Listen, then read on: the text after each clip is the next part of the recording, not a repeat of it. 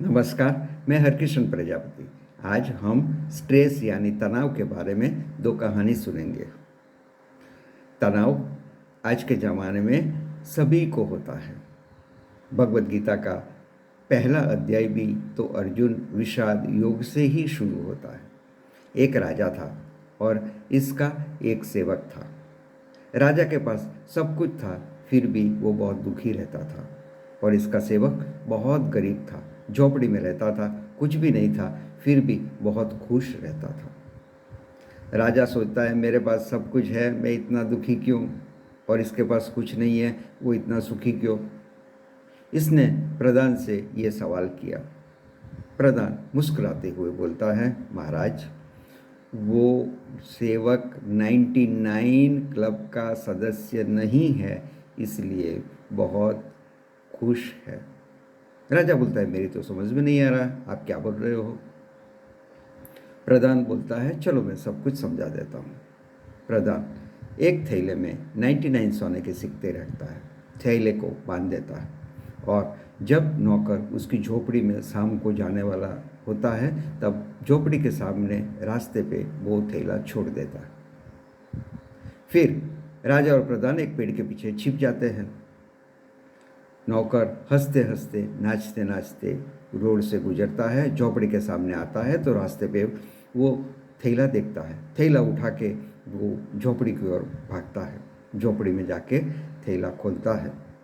थैले में से 99 सोने के सिक्के निकलते हैं। वो सोचता है कि कोई इतना मूर्ख तो नहीं है कि 99 रखेगा, एक किधर चला गया। इसने सोचा कि एक कहाँ ना कहाँ तो गिरा होगा। पूरी रात वो एक सिक्के को ढूंढता रहा, घर पे, रास्ते पे। नींद नहीं आई, एक सोने का सिक्का भी नहीं मिला। दूसरे दिन वो जब महल पे आता है तो काम पे इसका दिल नहीं लगता है, वो बहुत दुखी रहता है। तब वो प्रधान राजा को समझाता है, महाराज, इसको 99 सोने के सिक्के मिले, वो खुश नहीं हुआ, किंतु एक नहीं था तो दुखी हो गया। हम सब 99 क्लब के सदस्य हैं, उसी तरह ये गरीब सेवक भी 99 क्लब का सदस्य बन गया। कहानी से सीखना यही है कि हम उन चीज़ों से खुश नहीं हैं जो हमारे पास है, लेकिन हमारे पास कुछ नहीं है यह सोच से हम बहुत दुखी होते हैं और तनाव शुरू हो जाता है और तनाव बढ़ते ही जाता है। इसी तरह किसी से जब हम तुलना करने बैठ जाते हैं, तब भी तनाव शुरू हो जाता है और तनाव बढ़ते ही जाता है। तो सीखना यही है कि हमारे पास जो है इससे खुश रहे, या किसी से या तो किसी चीज़ की तुलना करने से बचे। कहानी 2। एक कारपेंटर था। वह काम पर जाने से पहले अपने घर के सामने अपने ही द्वारा उगाए गए एक पेड़ को गले लगाता था। काम से आने के बाद और अपने घर में प्रवेश करने से पहले वह फिर से पेड़ से लिपट जाता था, पेड़ को गले लगाता था। उसका एक दोस्त हमेशा ये देखते रहता था। एक दिन ये दोस्त ने वो कारपेंटर से इसका कारण पूछा, वजह पूछी।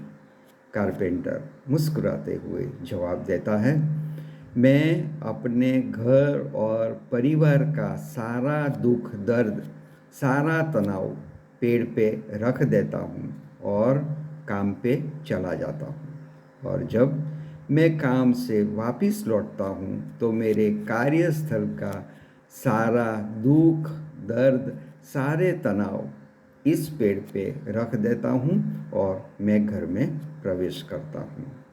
मैं अपने साथ अलग अलग जगहों का दर्द लेकर नहीं चलता। मैं एक जगह का तनाव दूसरी जगह नहीं लेके जाता। अगर मैं ऐसा करता हूँ और तनाव को लेके जाता हूँ तो मेरा तनाव 2 गुना हो जाएगा, बहुत बढ़ जाएगा। तो कहानी से यही सीखना है कि जीवन में घर और कार्यस्थल और अनेक मोर्चे पे कई तरह के अलग अलग तनाव होते हैं। उन्हें उस स्थल पर न लेके जाए जहां हम तनाव को सुलझा नहीं सकते हैं। तनाव को अपनी अपनी जगह ही रखिए और उसी जगह पे तनाव को कम करने की सोचें। बहुत धन्यवाद।